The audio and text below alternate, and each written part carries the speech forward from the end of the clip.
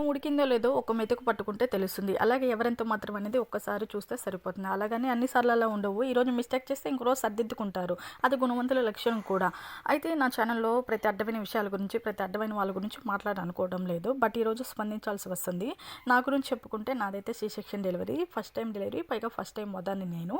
Morning లేచినప్పటి నుంచి night పడుకునేదాకా ఖాళీ ఉండదు. ఒక పక్క బాబుని చూసుకుంటూ, ఇంకో పక్క ఇంట్లో పనులు చూసుకుంటూ, ఇక సంసారం అంటే ఎన్నో ఉంటాయి. ఒక్కోసారి అయితే మనస్ఫూర్తిగా అయితే తినేదానికి కూడా అయితే టైం అయితే అస్సలు ఉండదు. సో వీటన్నిటి మధ్యలో నా గురించి అయితే ఒక మాట నా చెవినైతే పడింది. ఏమంత కష్టం మేమంతా పడి రాలేదా? పడి ఉండొచ్చండి. నీ కష్టం నీకుంటే నా కష్టం నాకుంటుంది. ఎవరి కష్టం వాళ్ళది. ఎవరికి ఏవి కావాల్సిన సిచ్యువేషన్స్ వాళ్ళకుంటాయి.